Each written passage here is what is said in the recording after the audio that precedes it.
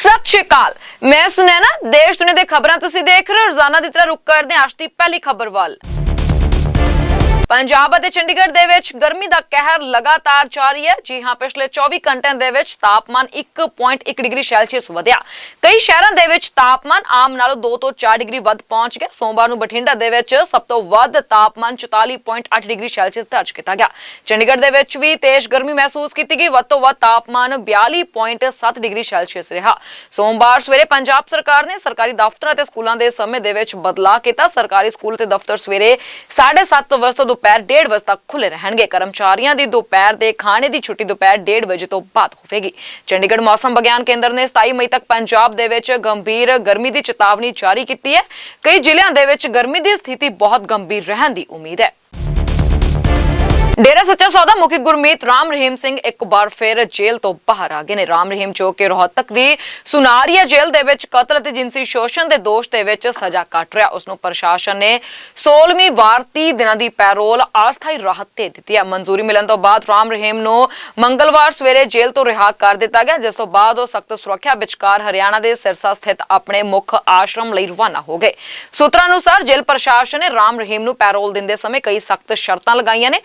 सिरसा आश्रम दे विच उसदे ठहरन दौरान सुरक्षा एजेंसियां उस दीआं गतिविधियां ते नेड़े नजर रखणगे। कानून व्यवस्था बनाई रखण लई सिरसा ते डेरा सच्चा सौदा हैडक्वार्टर दे आले दुआले सख्त सुरक्षा प्रबंध कीते गए ने अते बादू पुलिस फोर्स तैनात की गई है। दस दिए कि जदों राम रहीम नूं पैरोल मिली तां उस सवेरे 6:32 ते हनीप्रीत अते होरां नाल एक लैंड क्रूजर अते एक फॉर्चूनर दे विच सिरसा डेरे लई रवाना होया।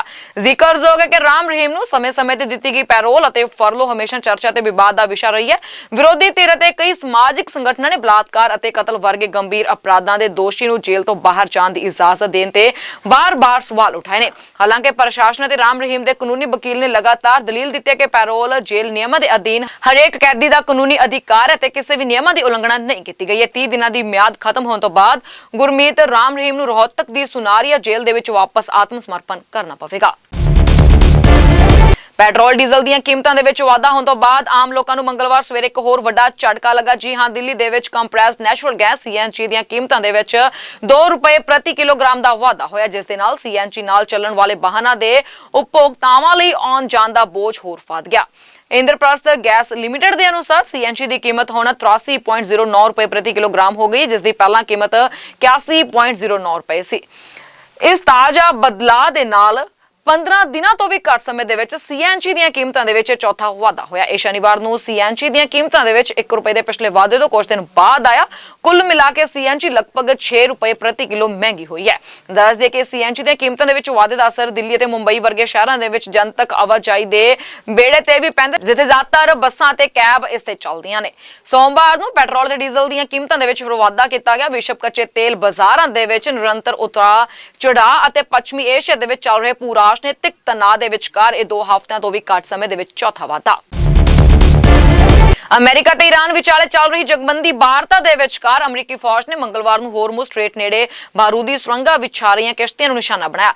ਇਸ ਤੋਂ ਇਲਾਵਾ ਬੰਦਰਗਾਹ ਨੇੜੇ surface to air missile site ਤੇ ਵੀ ਹਮਲਾ ਕੀਤਾ। ਅਮਰੀਕੀ ਸੈਂਟਰਲ ਕਮਾਂਡ ਅਨੁਸਾਰ ਇਹ ਕਾਰਵਾਈ ਸੈਲਫ ਡਿਫੈਂਸ ਯਾਨੀ ਆਤਮ ਰੱਖਿਆ ਵਿੱਚ ਕੀਤੀ ਗਈ ਹੈ। ਸੈਂਟਕਾਮ ਦੇ ਬੁਲਾਰੇ ਮੈਥੀ ਹਾਕਿਨਸ ਨੇ ਕਿਹਾ ਕਿ ਅਮਰੀਕੀ ਸੈਨਿਕਾਂ ਤੇ ਜੰਗੀ ਜਹਾਜ਼ਾਂ ਨੂੰ ਖਤਰੇ ਤੋਂ ਬਚਾਉਣ ਲਈ ਹਮਲੇ ਕੀਤੇ ਗਏ ਨੇ। ਅਮਰੀਕੀ ਫੌਜ ਦਾ ਦੋਸ਼ ਹੈ ਕਿ ਬਾਰੂਦੀ ਸੁਰੰਗਾਂ ਵਿਛਾਉਣ ਨਾਲ ਇੰਟਰਨੈਸ਼ਨਲ ਜਹਾਜ਼ਾਂ ਤੇ ਅਮਰੀਕੀ ਜੰਗੀ ਜਹਾਜ਼ਾਂ ਨੂੰ ਖਤਰਾ ਹੋ ਸਕਦਾ ਸੀ। ਹਾਲਾਂਕਿ ਹਾਕਿਨਸ ਨੇ ਇਹ ਵੀ ਕਿਹਾ ਕਿ ਸੀਜ਼ ਫਾਇਰ ਦੌਰਾਨ ਅਮਰੀਕਾ ਸੰਜਮ ਵਰਤ ਰਿਹਾ। ਮਾਹਿਰਾਂ ਦਾ ਮੰਨਣਾ ਹੈ ਕਿ ਇਸ ਹਮਲੇ ਨਾਲ ਦੋਵਾਂ ਦੇਸ਼ਾਂ ਦੀ ਗੱਲਬਾਤ ਵਿੱਚ ਥੋੜੀ ਰੁਕਾਵਟ ਜ਼ਰੂਰ ਆ ਸਕਦੀ ਹੈ, ਪਰ ਫਿਲਹਾਲ ਸ਼ਾਂਤੀ ਵਾਰਤਾ ਰੁਕਦੀ ਦਿਖਾਈ ਨਹੀਂ ਦੇ ਰਹੀ ਹੈ। चिली के उत्तरी हिस्से दे विच सोमवार नूं एक शक्तिशाली भूचाल ने पूरे खेतर दे विच दहशत फैला दी है। जी हां, यूनाइटेड स्टेट्स जियोलॉजिकल सर्वे यूएसजीएस के अनुसार इस भूचाल की तीव्रता रिएक्टर पैमाने ते 6.9 मापी गई। जानकारी के अनुसार भूचाल का केंद्र चिली के मशहूर अटाकामा मारूथल खेतर दे विच सी। यह इलाका कलामा शहर तो लगभग 31 किलोमीटर की दूरी ते स्थित है। माहिरां ने दस्सिया कि भूचाल की डूंगाई जमीन तो लगभग 100 किलोमीटर हेठां सी, जिस दे कारण इसके झटके काफी दूर तक महसूस किए गए। लोग सहम गए। प्रशासन ते स्थानक लोकां लई राहत की गल यह रही कि इन्ने भयानक झटकों के बावजूद अजे तक किसी के जख्मी होने या वड्डे पद्धर ते जायदाद के नुकसान की कोई तत्काल सूचना नहीं मिली है। ਸਥਾਨਕ ਅਧਿਕਾਰੀਆਂ ਦੇ ਵੱਲੋਂ ਪ੍ਰਭਾਵਿਤ ਇਲਾਕਿਆਂ ਦੇ ਵਿੱਚ ਸਥਿਤੀ ਦਾ ਲਗਾਤਾਰ ਜਾਇਜ਼ਾ ਲਿਆ ਜਾ ਰਿਹਾ। ਜ਼ਿਕਰਯੋਗ ਹੈ ਕਿ ਚਿਲੀ ਦੁਨੀਆ ਦੇ ਸਭ ਤੋਂ ਵੱਧ ਭੂਚਾਲ ਪ੍ਰਭਾਵਿਤ ਦੇਸ਼ਾਂ ਦੇ ਵਿੱਚੋਂ ਗਿਣਿਆ ਜਾਂਦਾ। ਆਪਣੀ ਭੂਗੋਲਿਕ ਸਥਿਤੀ ਦੇ ਕਾਰਨ ਇਹ ਦੇਸ਼ ਪ੍ਰਸ਼ਾਂਤ ਮਹਾਸਾਗਰ ਦੇ ਰਿੰਗ ਆਫ ਫਾਇਰ ਖੇਤਰ ਦੇ ਵਿੱਚ ਆਉਂਦਾ। ਇਸ ਖੇਤਰ ਦੇ ਵਿੱਚ ਟੈਕਟੋਨਿਕ ਪਲੇਟਾਂ ਦੀ ਲਗਾਤਾਰ ਹਲਚਲ ਕਾਰਨ ਅਕਸਰ ਸ਼ਕਤੀਸ਼ਾਲੀ ਭੂਚਾਲ ਅਤੇ ਜਵਾਲਾਮੁਖੀ ਵਿਸਫੋਟ ਹੁੰਦੇ ਰਹਿੰਦੇ ਨੇ। ਮਸਕਟ ਤੋਂ ਕੇਰਲ ਦੇ ਕਨੂਰ ਜਾ ਰਹੀ 에ਅਰ ਇੰਡੀਆ ਐਕਸਪ੍ਰੈਸ ਬੋਇੰਗ 737-800 ਦੀ ਉਡਾਨ 15 ਮਈ ਨੂੰ ਮਸਕਟ ਹਵਾਈ ਅੱਡੇ ਤੇ ਉਡਾਨ ਭਰਦੇ ਸਮੇਂ ਹਾਦਸਾਗ੍ਰਸਤ ਹੋ ਗਈ। ਜੀ ਹਾਂ, ਜਾਣਕਾਰੀ ਦੇ ਅਨੁਸਾਰ ਰਾਤ ਦੇ ਸਮੇਂ ਟੇਕ ਆਫ ਦੌਰਾਨ ਜਹਾਜ਼ ਰਨਵੇ ਦੀ ਸੈਂਟਰ ਲਾਈਨ ਦੀ ਬਜਾਏ ਕਿਨਾਰੇ ਵਾਲੀਆਂ ਲਾਈਟਾਂ ਨਾਲ ਅਲਾਈਨ ਹੋ ਗਿਆ ਸੀ, ਜਿਸ ਕਾਰਨ ਇਹ ਹਾਦਸਾ ਵਾਪਰਿਆ। ਓਮਾਨ ਦੇ 에ਅਰ ਐਕਸੀਡੈਂਟ ਇਨਵੈਸਟੀਗੇਸ਼ਨ ਸੈਕਟਰ ਨੇ ਇਸ ਘਟਨਾ ਨੂੰ ਅਧਿਕਾਰੀ ਤੌਰ ਤੇ ਇੱਕ ਹਾਦਸਾ ਮੰਨਦਿਆਂ ਜਾਂਚ ਦੇ ਹੁਕਮ ਦਿੱਤੇ ਨੇ। ਇਹ ਘਟਨਾ ਸਥਾਨਕ ਸਮੇਂ ਅਨੁਸਾਰ ਰਾਤ 9:10 ਤੇ ਵਾਪਰੀ, ਜਦੋਂ ਉਡਾਨ IX-712 ਰਵਾਨਾ ਹੋਣ ਦੀ ਤਿਆਰੀ ਵਿੱਚ ਸੀ। ਜਹਾਜ਼ ਦੇ ਟੇਕ ਆਫ ਰੋਲ ਦੌਰਾਨ ਕਈ ਰਨਵੇ ਲਾਈਟਾਂ ਟੁੱਟ ਗਈਆਂ। ਸੂਤਰਾਂ ਅਨੁਸਾਰ ਜਹਾਜ਼ ਦੇ ਪਾਇਲਟ ਇਨ ਕਮਾਂਡ ਇੱਕ ਵਿਦੇਸ਼ੀ ਨਾਗਰਿਕ ਸਨ ਅਤੇ ਫਸਟ ਅਫਸਰ ਭਾਰਤੀ ਸਨ। ਕਾਕਪਿਟ ਵਿੱਚ ਇੱਕ ਜ਼ੋਰਦਾਰ ਧਮਾਕੇ ਦੀ ਆਵਾਜ਼ ਸੁਣਨ ਤੇ ਮਾਸਟਰ ਚੇਤਾਵਨੀ ਦਾ ਸੰਕੇਤ ਮਿਲਣ ਤੋਂ ਬਾਅਦ ਕਰੂ ਨੇ ਤੁਰੰਤ ਟੇਕ ਆਫ ਰੋਕ ਦਿੱਤਾ ਤੇ ਜਹਾਜ਼ ਨੂੰ ਰਨਵੇ ਤੇ ਹੀ ਰੋਕ ਲਿਆ। ਜਹਾਜ਼ ਦੇ ਵਿੱਚ ਹਾਈਡ੍ਰੋਲਿਕ ਲੀਕ ਹੋਈ ਅਤੇ ਇੱਕ ਟਾਇਰ ਫਲੈਟ ਪੈਂਚਰ ਹੋ ਗਿਆ। ਬਾਹਰੀ ਵਸਤੂਆਂ ਦੇ ਅੰਦਰ ਜਾਣ ਕਾਰਨ ਜਹਾਜ਼ ਦੇ ਇੰਜਨ ਨੂੰ ਗੰਭੀਰ ਨੁਕਸਾਨ ਪਹੁੰਚਿਆ। ਅਫਗਾਨਿਸਤਾਨ ਦੇ ਵਿੱਚ ਨਸ਼ਿਆਂ ਦੇ ਮੁਕੰਮਲ ਖਾਤਮੇ ਲਈ ਚਲਾਈ ਜਾ ਰਹੀ ਮੁਹਿੰਮ ਤਹਿਤ ਸੁਰੱਖਿਆ ਬਲਾਂ ਨੇ ਇੱਕ ਵੱਡੀ ਸਫਲਤਾ ਹਾਸਲ ਕੀਤੀ ਹੈ। ਜੀ ਹਾਂ, ਉੱਤਰੀ ਅਫਗਾਨਿਸਤਾਨ ਦੇ ਸਮੰਗਨ ਸੂਬੇ ਦੇ ਵਿੱਚ ਪੁਲਿਸ ਨੇ ਪਿਛਲੇ 2 ਦਿਨਾਂ ਦੌਰਾਨ ਲਗਭਗ 1000 ਏਕੜ ਜ਼ਮੀਨ ਤੇ ਫੈਲੀ ਅਫੀਮ ਦੀ ਖੇਤੀ ਨੂੰ ਨਸ਼ਟ ਕਰ ਦਿੱਤਾ। ਇਹ ਕਾਰਵਾਈ ਗੈਰ ਕਾਨੂੰਨੀ ਫਸਲਾਂ ਤੇ ਨਸ਼ੀਲੇ ਪਦਾਰਥਾਂ ਵਿਰੁੱਧ ਸਰਕਾਰ ਦੀ ਸਖਤ ਨੀਤੀ ਦਾ ਹਿੱਸਾ ਹੈ।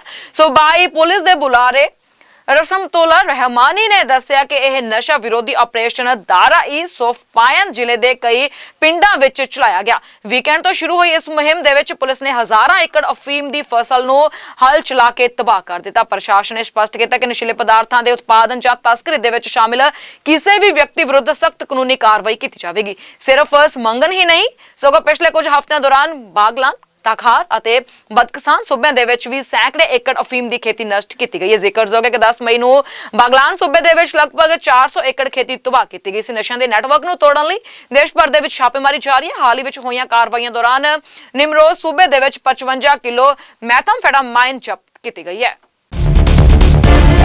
ਚੀਨ ਨੇ ਭਾਰਤ ਨੂੰ ਦਲਾਈ ਲਾਮਾ ਦੇ ਉੱਤਰਾਧਿਕਾਰ ਦੇ ਮੁੱਦੇ ਤੋਂ ਦੂਰ ਰਹਿਣ ਦੀ ਸਲਾਹ ਦਿੱਤੀ ਹੈ। ਬੀਜ਼ਿੰਗ ਨੇ ਕਿਹਾ ਕਿ ਦਲਾਈ ਲਾਮਾ ਦੇ ਪੁਨਰ ਜਨਮ ਅਤੇ ਉੱਤਰਾਧਿਕਾਰੀ ਤੈਅ ਕਰਨ ਦੀ ਪ੍ਰਕਿਰਿਆ ਪੂਰੀ ਤਰ੍ਹਾਂ ਚੀਨ ਦਾ ਅੰਦਰੂਨੀ ਮਾਮਲਾ ਹੈ ਤੇ ਇਸ ਦੇ ਵਿੱਚ ਕਿਸੇ ਵੀ ਬਾਹਰੀ ਦਖਲ ਅੰਦਾਜ਼ੀ ਦੀ ਇਜਾਜ਼ਤ ਨਹੀਂ ਦਿੱਤੀ ਜਾਵੇਗੀ। ਭਾਰਤ ਦੇ ਵਿੱਚ ਚੀਨੀ ਅੰਬੈਸੀ ਦੀ ਬੁਲਾਰਨ ਜੂਚਿੰਗ ਨੇ ਕਿਹਾ ਕਿ ਦਲਾਈ ਲਾਮਾ ਦਾ ਪੁਨਰ ਜਨਮ ਸਦੀਆਂ ਪੁਰਾਣੀਆਂ ਧਾਰਮਿਕ ਰੀਤੀ ਰਿਵਾਜਾਂ ਤੇ ਇਤਿਹਾਸਕ ਪਰੰਪਰਾਵਾਂ ਦੇ ਤਹਿਤ ਹੁੰਦਾ।